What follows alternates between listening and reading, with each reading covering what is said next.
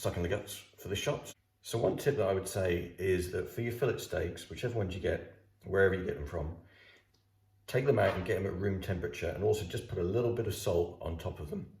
The reason why we do that is because, number one, the salt actually, it's not really for flavour, it's to draw out some of the juices, and it will fry that much better.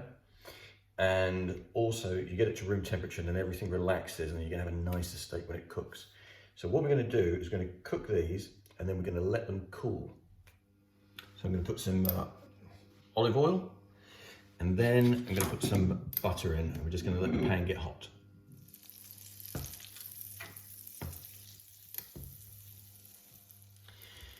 Okay, so we've got a hot pan.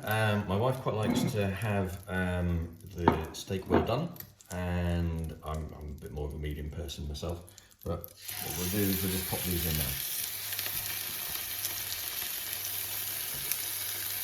Now the tempting thing is to keep turning them, but you've really got to resist that temptation. And for the well done one, I'm going to sort of leave that in there for about, I'll look at it after about 5 minutes. For this one, I'll probably turn it over for after about 3. But also, if you've got a hot part of the pan, you can use that to help you out with this. You just put a bit of juices onto the steak. It's called napping.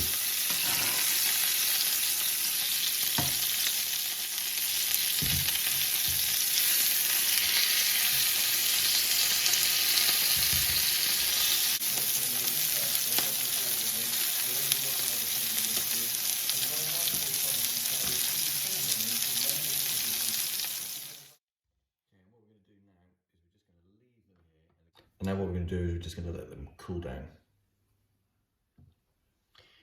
and maybe clean this cooker a little bit as well. So the next thing we're going to do is we're going to take our mushrooms and then we're going to chop them up and dice them.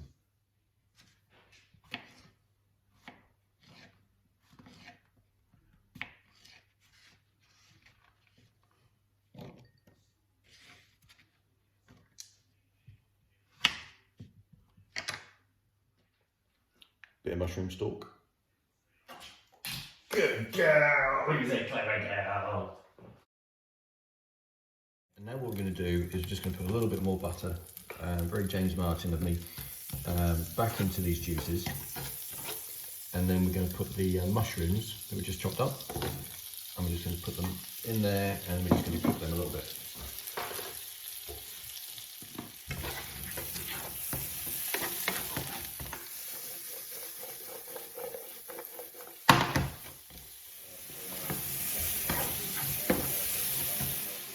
Okay, so they're looking pretty good now. What we're going to do is just turn off the heat, and we're just going to let them cool down. Next thing we need to do is just get our pastry. Now, I've just got some bought puff pastry, and I've rolled it to about the size of 2 of these pieces, and I'm just going to cut it to size. Because when we're ready, we're just going to assemble all the ingredients that we've got, including the pate that I haven't done yet, and just build these things up. I'm just going to put a little bit of milk on the pastry.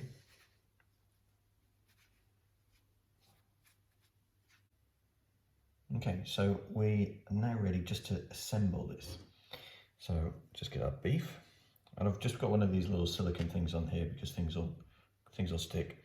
And I'm just keeping it just slightly away from the pastry so we don't get any kind of juices going in there. And then, yeah, it's a case of just assembling this. So I've just got my pate. Just spread it out just a little bit.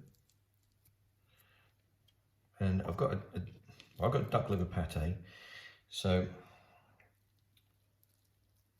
but what I would do is I'd recommend you go for something that's got a light taste if you don't like duck. So you go for a chicken liver pate, or I don't know, like even a mushroom one. And just put the mushrooms on it.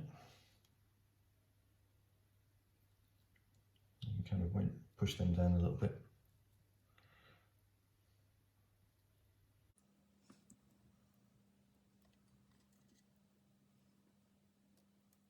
And now that's ready.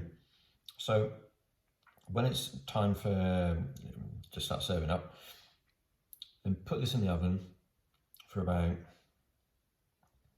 10-15 minutes, and I guess about 200.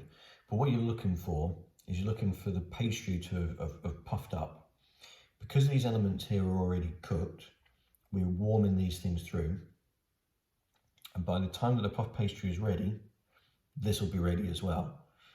And then what we can do is we just take it off, plate it up, and then put these on top. Now, I have tried putting the pastry on top of the on